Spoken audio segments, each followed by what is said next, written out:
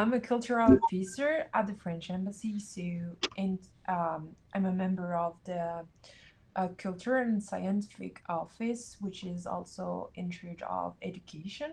So that's part of our work to um, promote bilingualism and plurilingualism. So we are very happy to help you today with this conference, which is really important to us. Um, so I don't think I'm gonna have to give you more information, Benny, because that's not really important. But so here we are going to listen to Mrs. Ellen Bialystok, who is one of the biggest researcher into the cognitive development, and a researcher or uses behavioral. If I'm hoping I'm not wrong, but behavioral and neuroimaging methods to examine the effects of bilingualism on cognitive process. But I guess she's the best to speak about this topic. So I'm gonna let you, Ellen, talk to us about what we're here for today. Thank you very much, Maureen. Um,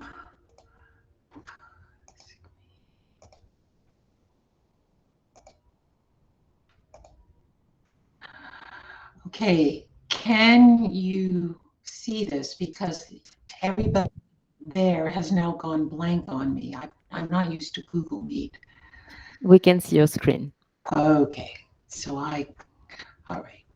So thank you for inviting me. And I want to take the opportunity to tell you a bit about some of the research I do.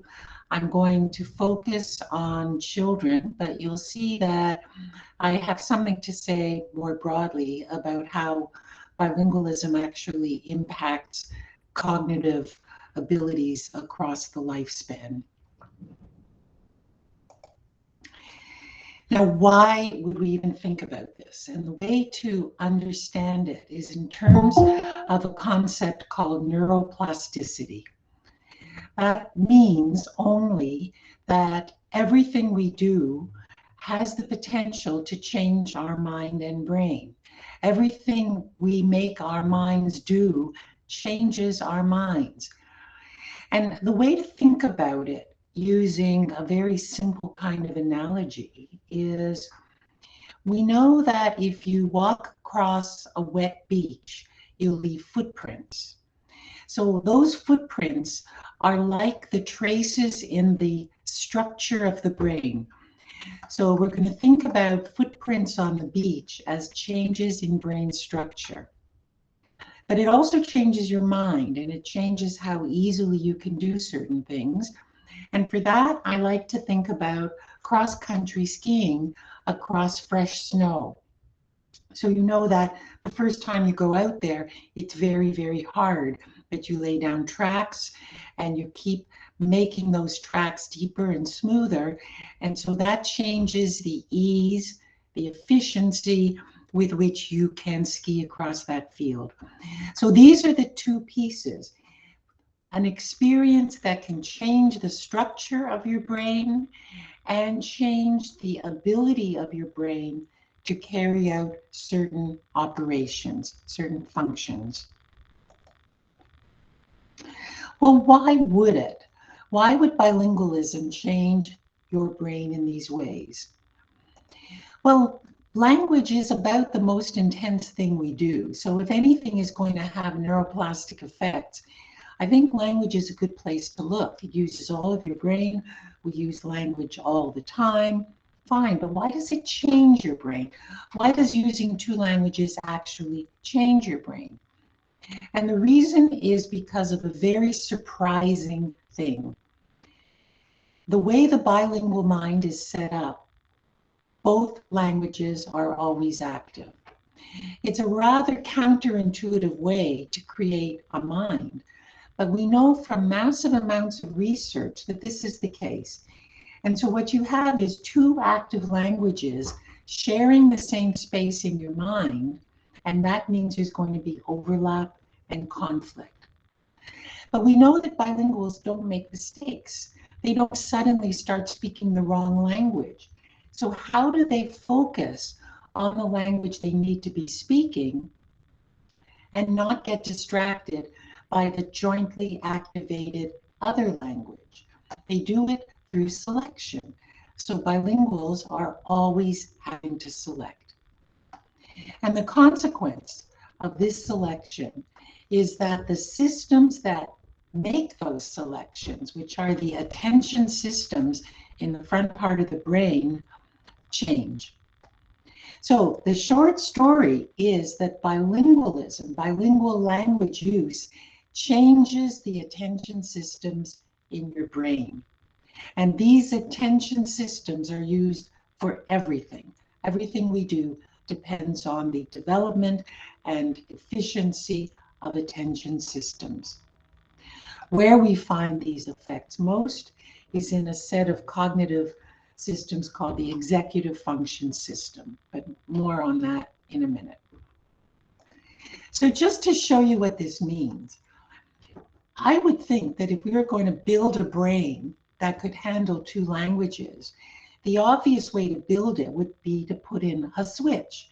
So you can decide which language you want to be on. There's no conflict, you just need to switch. But in fact, there is no switch. Both languages are always on. And so this conflict requires constant selection. I mentioned a minute ago that the main evidence for this this configuration is in the executive function system. Why does that matter? Why do we care about this particular set of cognitive processes? We care because the executive function system is the most important aspect of cognition, full stop, across the lifespan. It's the last system to develop in childhood. It's the first to decline with aging, and not even aging. It begins to slow down in early middle age. So it's a very fragile system, and yet it's the most central cognitive system we have. Children's development of executive function predicts later cognitive, academic abilities, general health and well-being, vocational success. It's quite extraordinary that if you measure executive function development in children, you can predict massive amounts of the rest of their life. And it's associated with lifelong health and well-being. You may have heard of the marshmallow test. You take a 3 or 4-year-old child and you say, here's a marshmallow. You can eat it now if you want, but if you don't eat it, when I come back in 10 minutes, I'll give you 2 marshmallows. And this is a tempting dilemma for kids. And yet, their ability to not eat the marshmallow that's in front of them for a later reward predicts huge amounts of the rest of their lives. So that's executive function, and it is the foundation of development. So the idea here is quite simple. Using 2 languages means that you need these attention and selection systems every time you open your mouth, and they modify the development of executive function abilities so that bilingual minds are already adapted to developing attention executive functioning. I'm going to give you a couple of examples of studies across the full lifespan to give you a flavor of how important attention is. And the first one I'm going to talk about is very surprising because I'm going to go into infants in the first year of life, pre-verbal infants who don't say a word, but are placed in an environment where they're building up 2 languages. This slide in general just shows you the sort of map of all the research we've done. We've looked across the lifespan, we've used behavioral measures, we've used brain imaging measures. But again, I'm just going to pick out a couple of examples to explain this point. So let's begin with the infants. Now, remember, these are infants who don't say a word. And yet, if they're in a home environment where there are two languages being heard, they're in a more complex situation than a monolingual environment. And we know from quite a lot of research that almost from the beginning, but certainly from about 6 months old, these infants who are in environments where they're hearing two languages understand that they're two separate languages. They don't mix them up. They know when somebody is switching from one to the other. They can tell them apart well before they say their first word. They know there's two languages. So does this immersion in a complex environment where they know they're hearing two different languages, has that already impacted the very beginnings of their attention system? Because remember, later, bilinguals are going to use these attention processes to keep their languages straight so that they speak the correct language. Can we see this even in infants?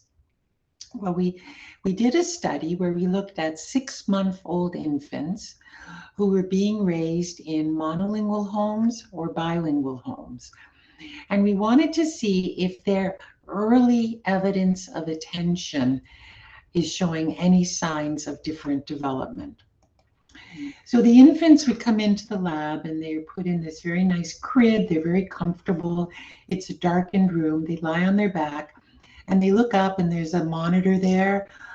There's an eye tracker that monitors where they're looking and so on. They're very comfortable and happy. And then we start showing them stimuli on that monitor that's over their head. In the first part of the experiment, they'll either see a checkerboard or a target. And they quickly learn that every time they see a checkerboard, there's this amazing dancing star that shows up on the left side of the screen right after it. Whereas if they see a target, this fantastic dancing star shows up at the right. And they love this dancing star. They just want to look at it. And so they quickly learn where it's going to appear before it actually appears. And so they make what are called anticipatory eye movements. When they see a checkerboard, they look to the left even before the star appears. So the first question is whether they can learn this. They're 6 months old. Now, monolingual is always going to be in red on my slides. Bilingual is always going to be in blue. And what this shows you is these are the percentage of times that the infants look to the correct spot before the target appears, before the dancing star appears. The dotted line is chance, 50%, they don't really know what they're doing.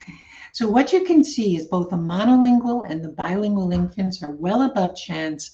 They learn the association and they can do it very quickly. This is how long it takes them to look there.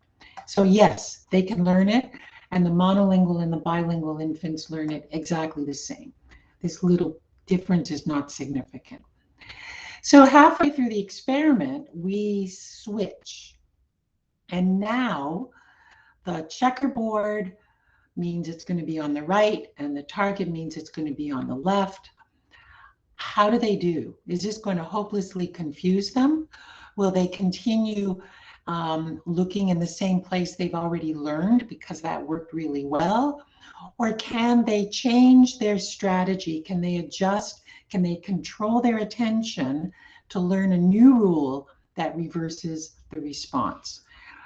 And the answer is, again, here's chance.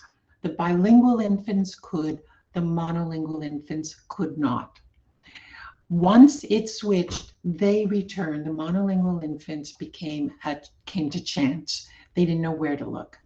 The bilingual infants adjusted their strategy and knew what to do. Not only that, the monolingual infants spent a lot of time. This is how much time it takes them to decide where to look. They just kept looking around. They were confused. but the bilingual infants did it just as quickly as they had before. No difference in time. It's as though they said, yeah, I get it. New rule. I have to control my attention. I have to look in the opposite place. And so what we see is that 6 months old, the bilingual infants have learned a new association and could control their attention better than the monolingual infants. And remember, this is really simple attention, but attention is the basis of everything important. So let's move on and have a look at some research with young children.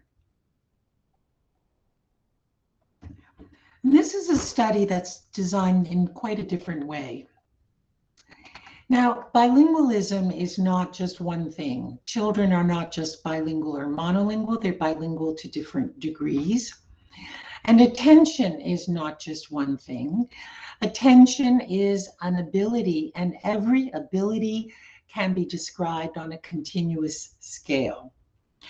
So what we were interested in here is what would happen if we looked at children who had varying degrees of bilingualism, not just comparing monolingual and bilingual children, but children with various experiences in bilingualism and children with various degrees of attentional control, excluding clinical attention disability. These are all typically developing children, but they vary on these two dimensions, and we wanted to know if there was a relation between them. So we had over 200 children from public schools. They're all typically developing, and we gave them 3 tests of executive function. Now, we expect children with better attention to perform better on these tests. These are essentially attention tasks. As I have said several times, attention is the basis of executive functioning. So we expect that if children have better attentional ability, they're going to perform better on these tests. But what about bilingual children? Will they also perform better the more bilingual they are? And what about bilingual children who have poorer attention skills?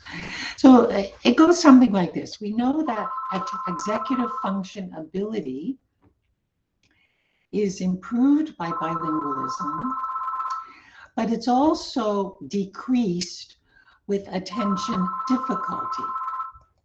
So what we're not sure about is how these two opposing forces work when they are combined.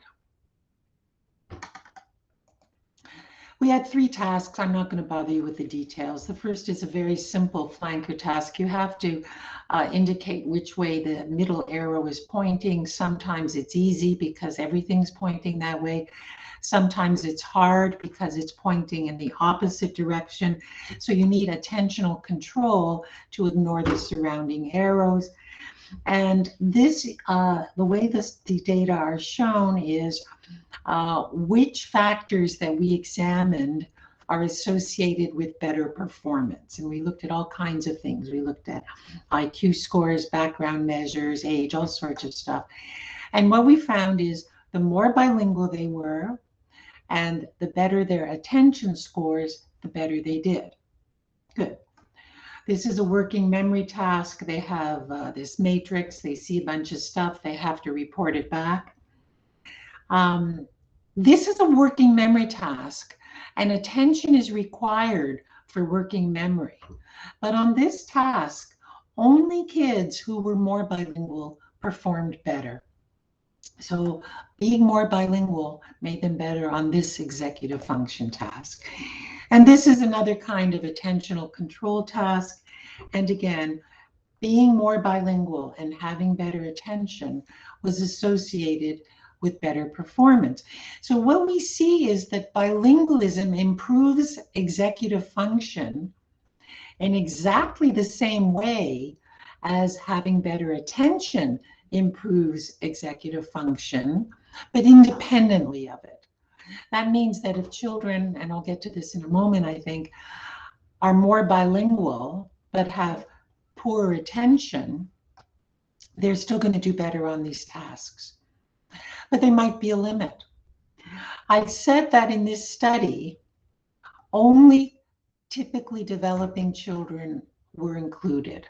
What about children with clinical attention disorders like ADHD?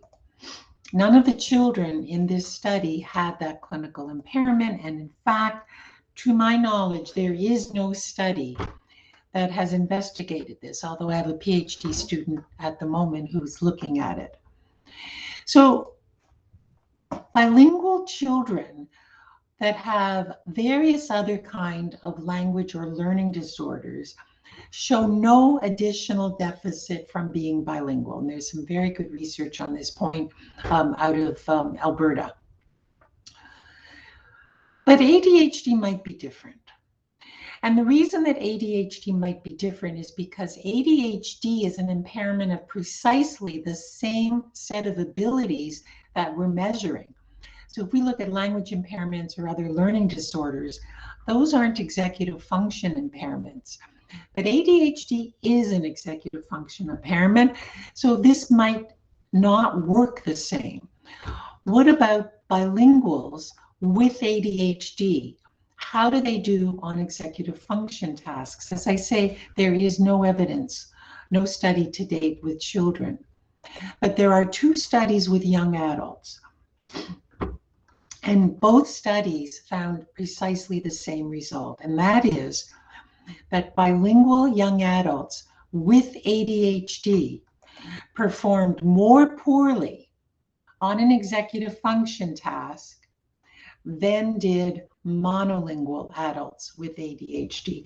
These are data from our study. The other study on this issue was done in Israel. So here's some executive function task. It doesn't matter what it is. These are reaction times. So slower means poor performance. In the non-ADHD control group, the bilinguals are faster. They have an advantage in performing this task. But in the ADHD group, the bilinguals are slower. These are significant differences. So somehow in this case, the bilingual adults with ADHD were further impaired from being bilingual. That's very preliminary data, and we still don't know how it applies to children. So I want to move on now and look at socioeconomic status. SES is the most important factor in children's development by far. And we know that it interacts with bilingualism. So here's a study based on over 18,000 children, where children of a wide variety of socioeconomic backgrounds, from very low to very high, did a number of executive function tasks. And the y-axis just shows some score on average score on those tasks. So higher is better. And here, more to the left, is lower SES. Now, these are interesting data for 2 reasons. Remember, bilingual is always going to be blue. So the first thing you notice is that wherever you are on the SES axis here, the blue line is always above the red line. But look at the red line. These are the monolinguals, and this is the typical finding in research investigating SES and executive function, or indeed SES and any cognitive outcome, and that is there's a continuous relationship such that as SES becomes higher, scores become higher. But look what happens with bilingualism. The biggest gap is in the lowest SES. That is, children who are most at risk profit the most from whatever boost to development is being created by bilingualism. So that's an interaction effect that says bilingualism always helps development, but is especially helpful for children who have the fewest resources. So we need to consider SES when we look at bilingualism. So again, we know that bilingualism improves executive function, and we know that low SES reduces executive functioning. And so that interaction I showed you tells you about the complexity. But I just want to show you one other study. We did that same study I showed you earlier, where we varied children's attention scores. We repeated the design in a group of very low SES at-risk children. And we wanted to know what happens when very low SES is combined with bilingualism. This was done in Central California. These are children largely of Mexican immigrants. They're very low SES. They have very poor academic outcomes, but they all vary in their degree of bilingualism, and that's what we were interested in. So these children were about 8.5 years old. It's exactly the same design as before, same tasks. So here's that flanker task I showed you, and very significant effect here for bilingualism. The more bilingual they were, the better they did. Huge effect. That working memory task, the more bilingual they were, the better they did. And again, these are very at-risk kids. And in the final task, there was no effect. But importantly, even though their overall performance was pretty poor, the more bilingual they were, the better they did. And that's huge. And I just want to emphasize again, these are the most important abilities that children develop. So sticking with the idea that SES and bilingualism interact, I want to jump ahead and show you a different kind of interaction where you don't even have to deal with children who are at risk. These are continuous effects. So we have a nonverbal conflict task. It's just like this. You'll see a picture every time you see a cloud, press the button on the left. Every time you see a sun, press the button on the right. So in the easy condition, the center condition, you just have to learn these associations. Cloud, press the left, sun, press the right, moon, press the left, and so on. It's pretty simple. But in the complex condition, where there really is executive control required, executive functioning required, these little images, the clouds and the suns and the moons and stuff, aren't presented in the middle. They're presented on one of the sides. And when the image appears on the same side as the correct response key, it's easy because you see the image and you press that key. It's an automatic reaction. But when the image appears on the opposite side, when the image flashes, your automatic response is to press the key on the side where the image flashes. But in some cases, it's going to give you the wrong answer.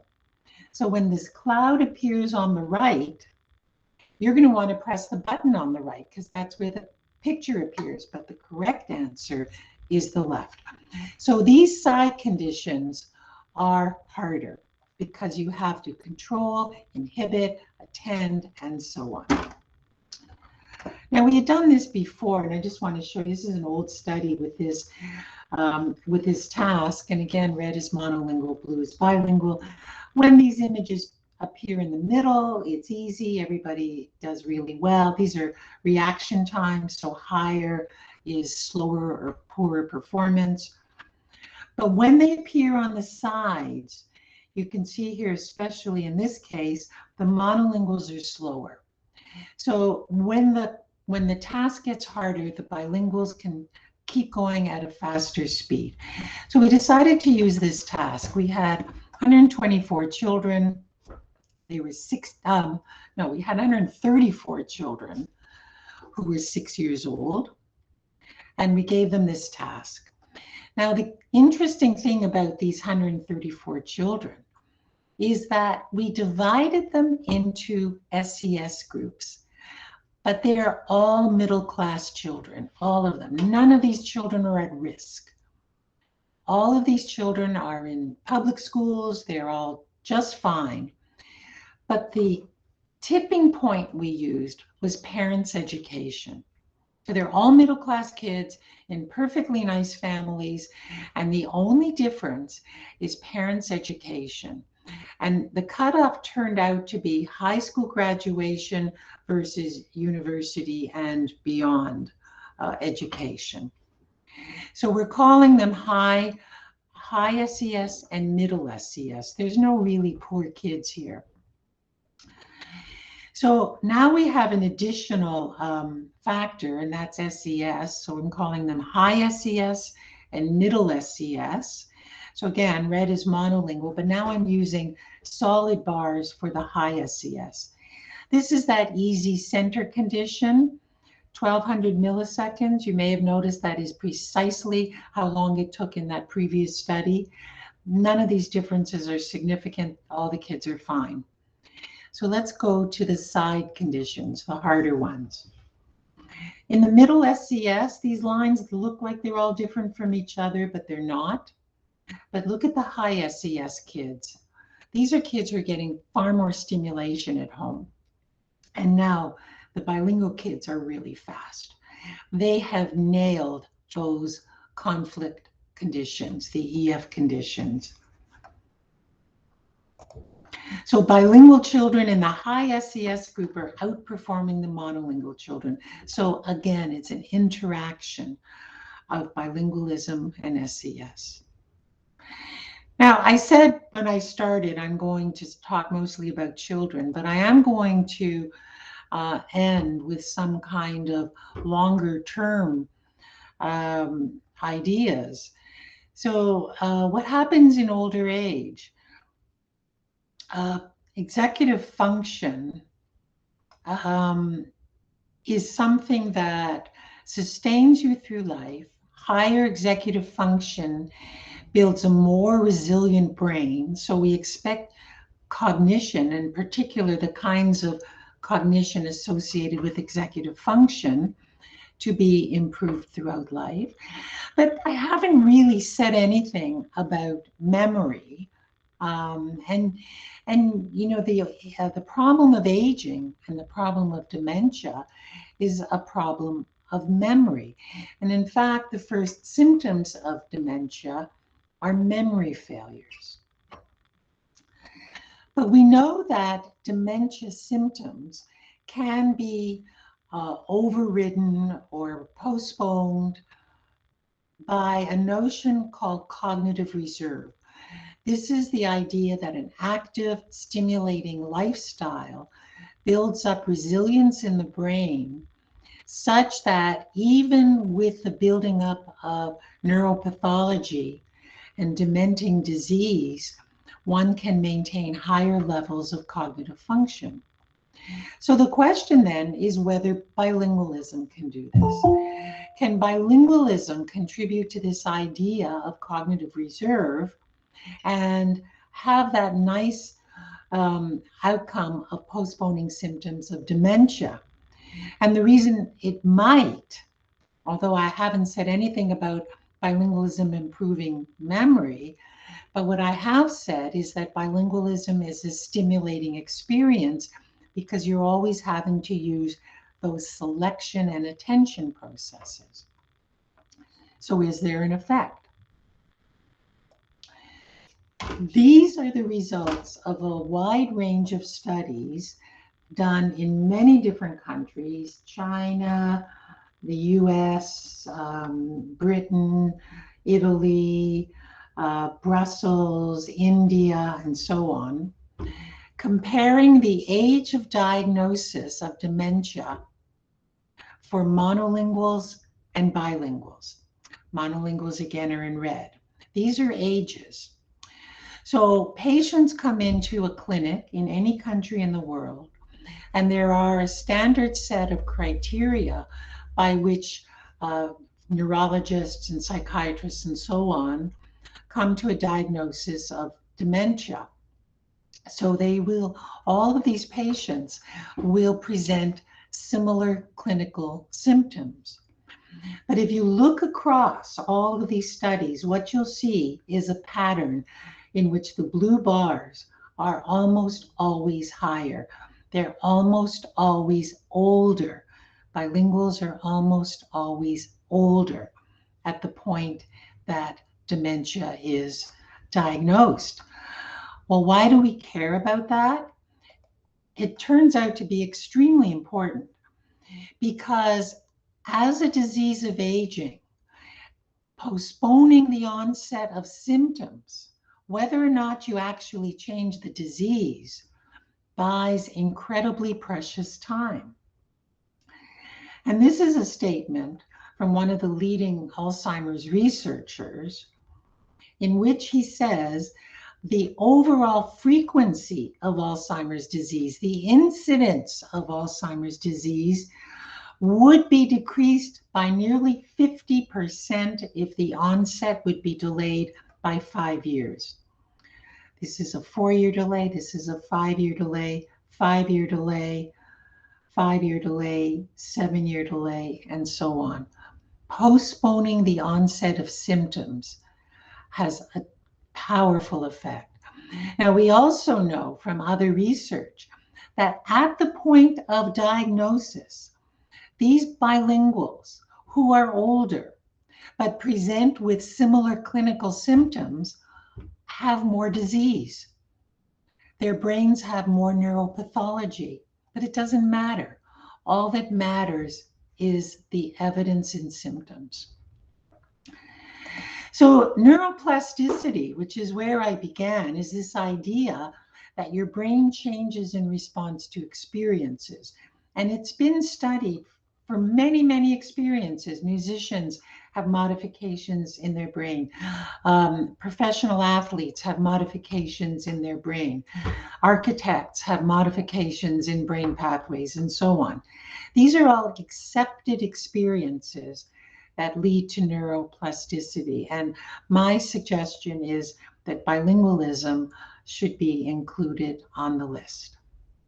So what can we say about this? I'm going to suggest that this evidence supports the conclusion that bilingualism rewires attention networks beginning amazingly in infancy, and that leads to better performance in specific cognitive domains, and here I'll highlight executive functioning. And all of this is powerful evidence for experience-dependent neuroplasticity from bilingualism that changes both the brain and the processing that's carried out by the brain, a better brain. Thank you.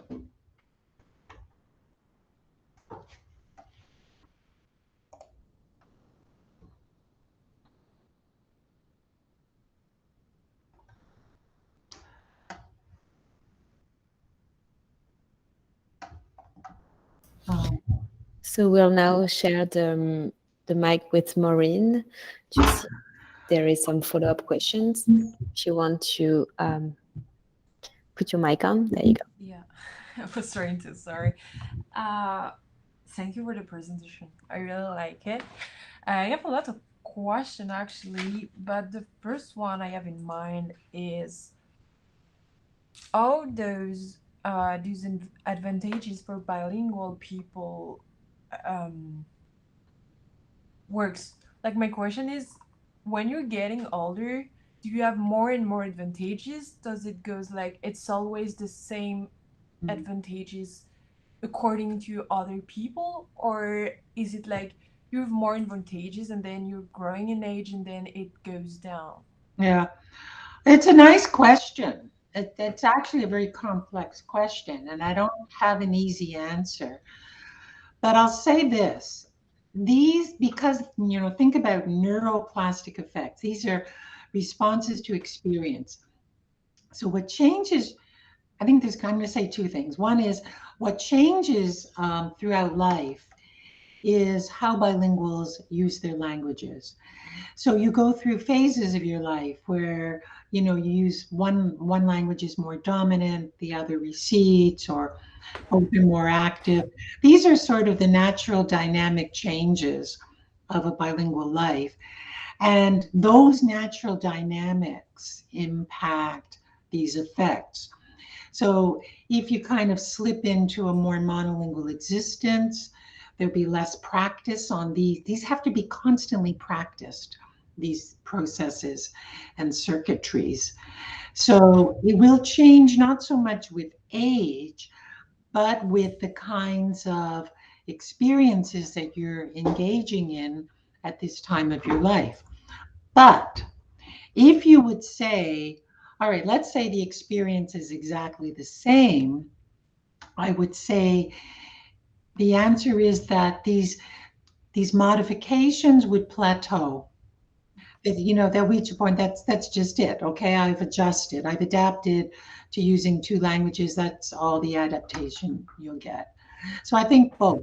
There'll be some adjustments depending on how you're experiencing bilingualism at a particular stage in life, but there's also a limit. It'll plateau, and that's the adjustment.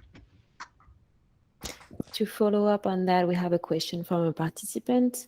If an adult learns a second language and becomes bilingual, does that adult have the same benefits as the lifelong bilinguals? Sure. So, right. And so what we're finding now, because this is not something that people are seriously researching, and so there is clearly an effect of age of acquisition, clearly.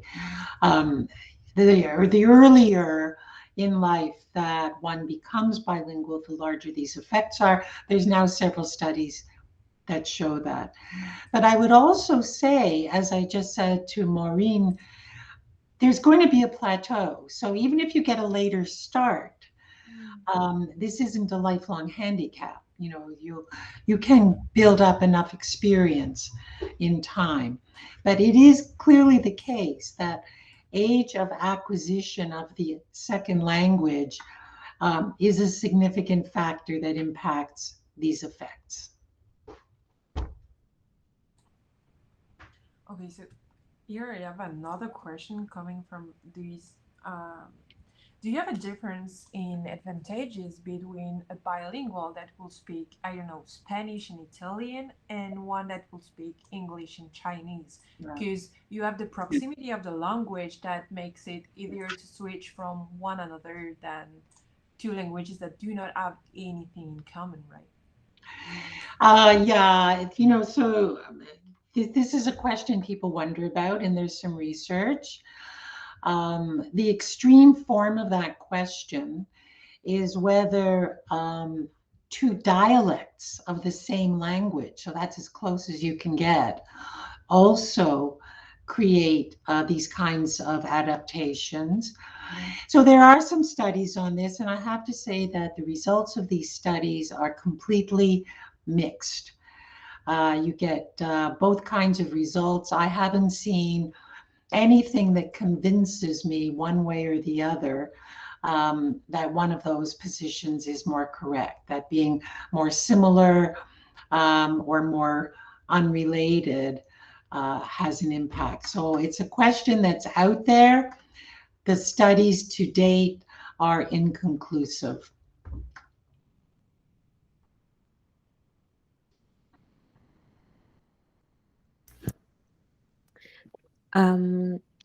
If you want, we could take more questions from the audience, depending on what Maureen. I have many questions, but I guess that the audience have as well. So I'm perfectly fine with let's do like one question of the audience, one of mine, if you want to do that, so that we let more people ask their question. So the question in the audience is actually more geared towards children. And the first one is, if the results on ADHD children were to be confirmed, would it imply that children in French immersion who received an ADHD diagnosis would benefit more from being sent to regular English classes? Right. It's a really important question.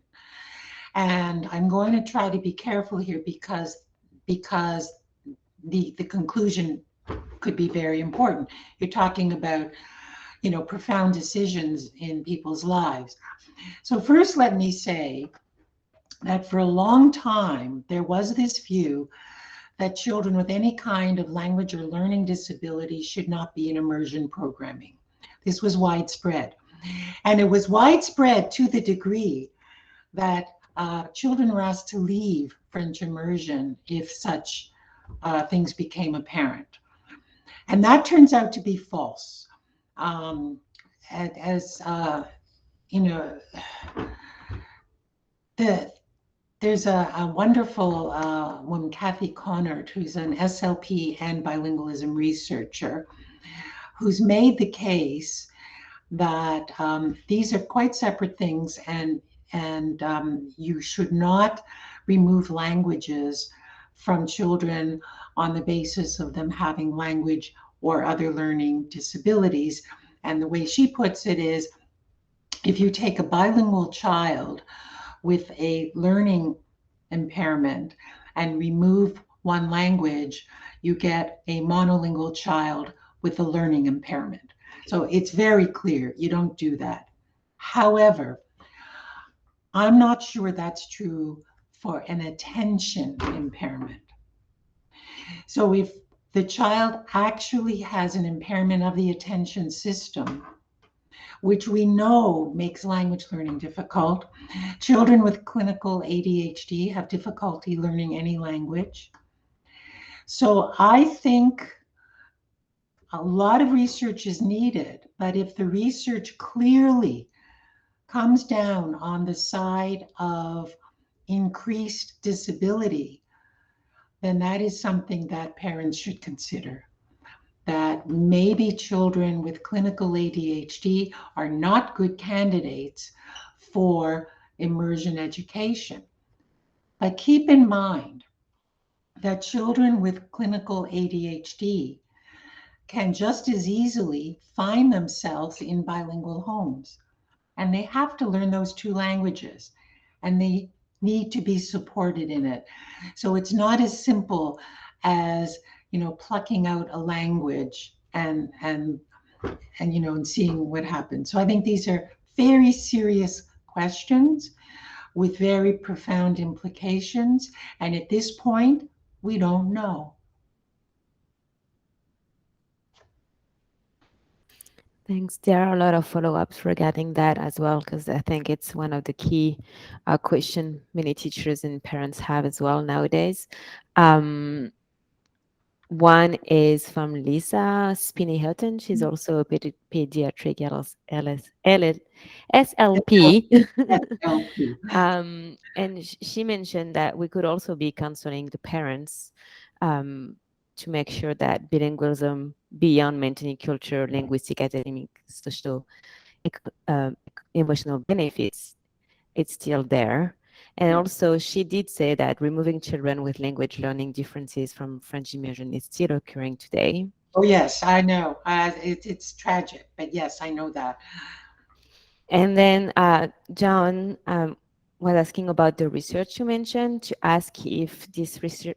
Can I just interrupt, because that's an important... I want to give you an anecdote, because I know this is occurring. So about a year ago, a paper was published. So children who are born premature are at risk for a lot of cognitive things.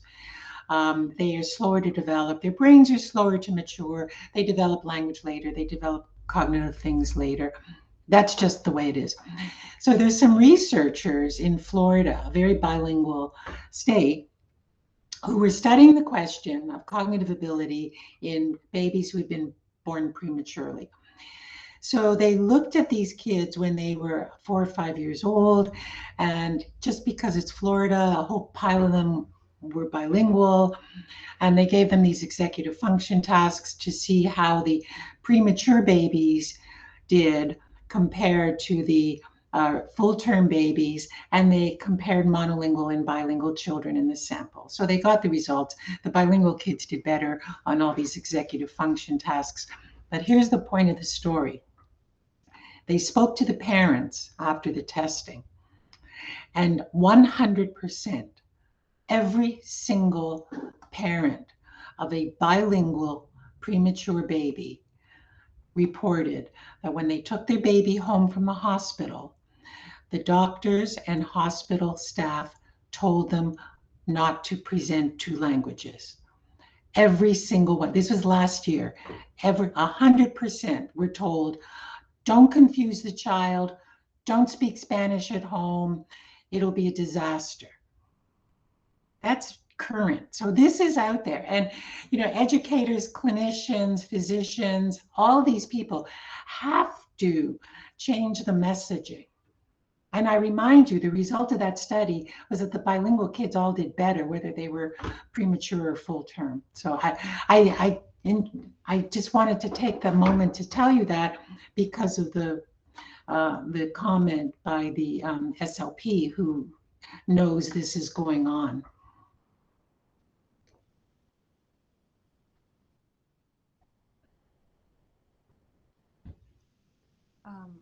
I have a question coming with something like that impacts like development of a child, that ADHD. But I know, for example, that left-handed people has a very different executive function way of behaving or responding to a question. Do you have an idea of how it works, or does it have an impact on the fact that are you bilingual and left-handed because you don't use the same part of your brain? I don't know if there is like... I don't know anything about left-handed people and executive function. I just want to say, you know, you use all of your brain all the time. And this notion of, you know, using just bits of your brain or half of your brain, that's not really how it works. You're actually using all of your brain all the time. So, you know, there's various functional networks that are established in slightly different ways, but don't take left brain, right brain too literally. We also received a question prior to the presentation today. The question is, have you or your colleagues looked at findings from bilingual populations similar to Canada's, for example, where minority languages is learned by the majority population? Paraguay comes to mind, where the majority language speakers is Spanish, but and it's learned by the minority group languages that it's called Guarani. Context matters a lot. It really matters a lot. And I'll give you a simpler example. We're in Toronto, we do all this research, we consider a lot about the language environment in Toronto, how people use two languages in Toronto. We understand the effects it has. Colleagues of mine in Montreal, halfway between us right now, find completely different things because language is used differently in Montreal. Because out on the streets, Montreal is English, French, mixed. And so if you go into a Montreal shop and you speak yet another language, you're using your languages differently all the time. So in Toronto, the way bilingualism typically works is everybody learns English. That's the language of the community, of the school, of commerce, and so on. And about half the families in Toronto use something besides English as the primary language of the home. So you have a home language and an outside the home language. In Montreal, it's quite different because outside the home, there's always at least two languages. And then there may be an additional home language. You're describing Paraguay, it's different again. These contexts make a huge difference. Well, it's a small but significant difference because what it changes is how you use language, how you switch between languages, what those attention systems need to do to focus on the target language. And the consequences are that the adaptations in the brain are slightly different in every case. So to be perfectly cartoonish about it, a bilingual brain in Montreal looks different from a bilingual brain in Toronto. in small but detectable ways. So yes, all of these things matter very much.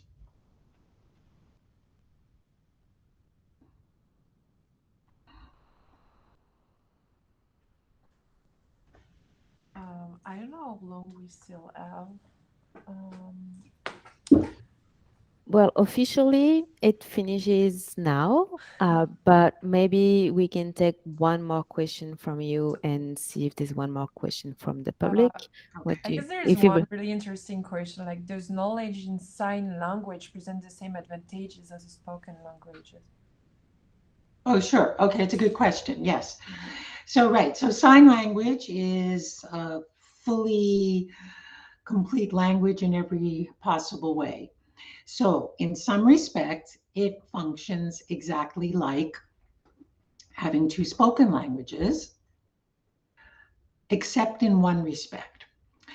You may recall that in one of the first slides I showed you, one of the real triggers for bringing in that attention network in ordinary bilingual language use is because you have jointly activated languages competing for attention, and you can only come up with one of them. So you need to focus on the one you need. So sign language, perfectly good language. We also know it's jointly activated. So people who know ASL sign and spoken English, they're both jointly activated. All of that's the same. But here's what's not the same. They don't have to choose. Because for a speaker of spoken English and ASL, you just produce both. And these bimodal bilinguals do exactly that. It's called code blending. So they'll say a word and sign it at the same time. Now that's an interesting thing to do, but cognitively, it takes the pressure off the attention system. So it means all of that energy on attending to the target language and pushing aside the competing language is reduced.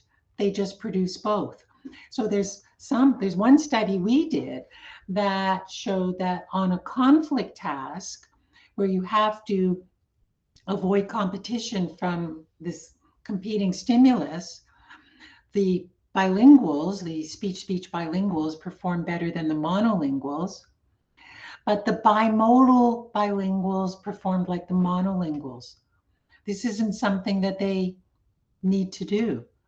Now, there's other ways that they look like bilinguals, but not in that way, because it doesn't matter. They don't have to select. They just produce both. Perfect. Thank you very much. I don't know if someone have another question or if we can finish now. So thank you very much, everyone, for your participation, and thank you especially to the French Embassy in Canada and NSLT, the NSLTA and the NSTU. And if you want, we have another conference at 3:30 about French literature representation of Bi-Plurilingualism, and it's free and in French. Thank you very much. Thank you, everyone, and thank you very much, Hélène, for your participation, for your speech and your conference. Thank you. Thank you.